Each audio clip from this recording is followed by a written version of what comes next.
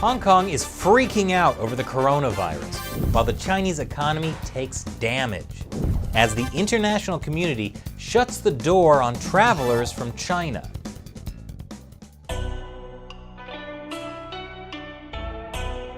This is China Uncensored. I'm Chris Chappell.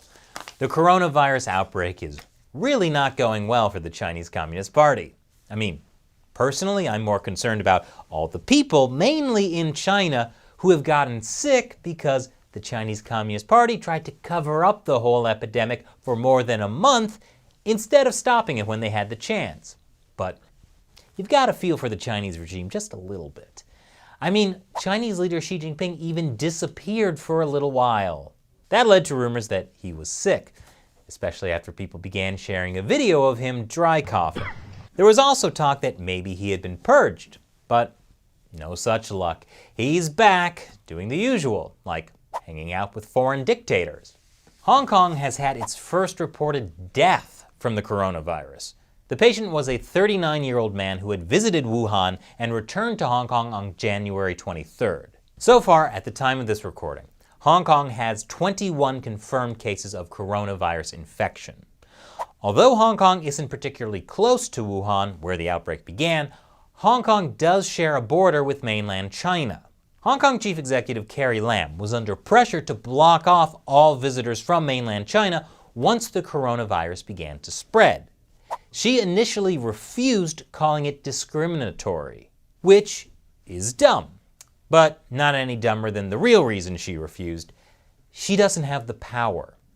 Actions like this would be under the control of her masters, the Chinese Communist Party. And so Hong Kongers did what they've done since June of last year. They protested. Thousands of public sector healthcare workers in Hong Kong on Tuesday went on strike for the second day in a row to demand immediate closure of the city's border with mainland China to prevent the spread of the deadly coronavirus.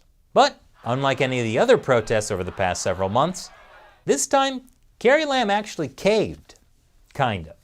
The Chief Executive Council will invoke the Prevention and Control of Disease Ordinance, Section 599. We will invoke the power to put requirements toward people coming from the mainland, including mainland residents, Hong Kong residents, and other visitors. They will have to enter into compulsory quarantine for a period of 14 days.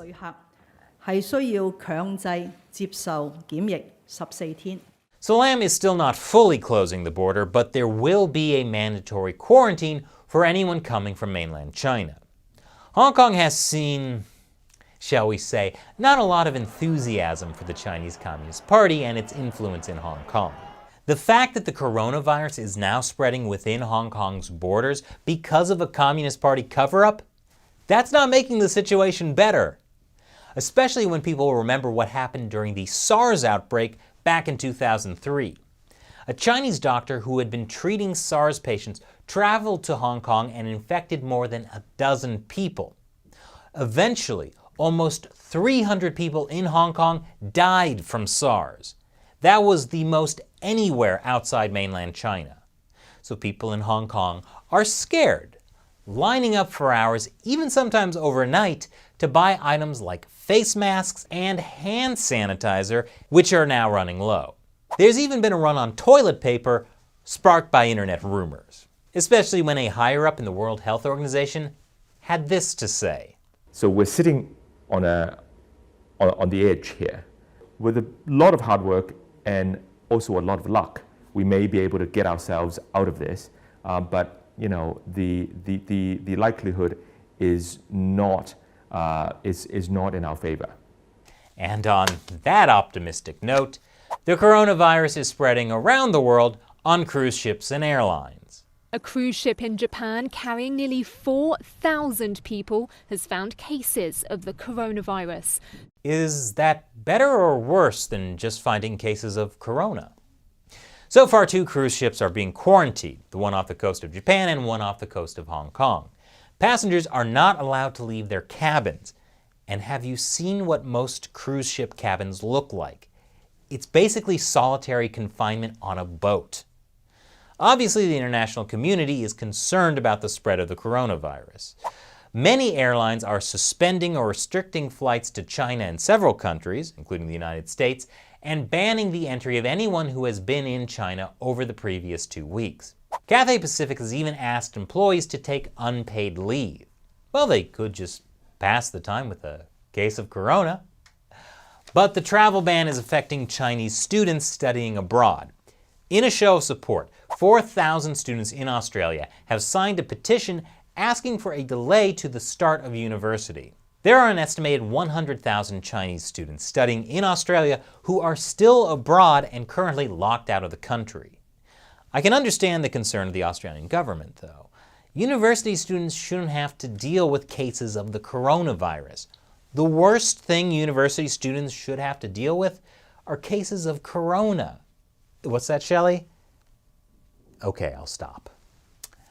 The coronavirus is also causing China's already sluggish economy to stumble worse than a person drunk on... I said I wouldn't. Some economists are warning GDP growth could fall below 2%.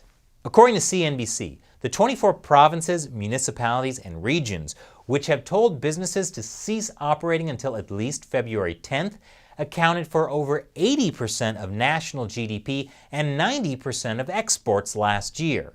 Chinese stocks are also plummeting to the lowest level since that stock market crisis in 2015. But don't worry, Chinese state-run media are saying that GDP will definitely not fall below 5%, which means that it won't, as long as you believe the official numbers. The outbreak is also hitting Western companies operating in China. Tesla stocks took a hit after Tesla announced it would not be delivering a scheduled shipment of cars because of the coronavirus. So, to no one's surprise, Tesla overpromised and underdelivered. Of course, American companies that have already become less reliant on China because of the US-China trade war won't be as affected. So, as I've been saying for years, you're better off not doing business in China. And that's it for this update on the coronavirus.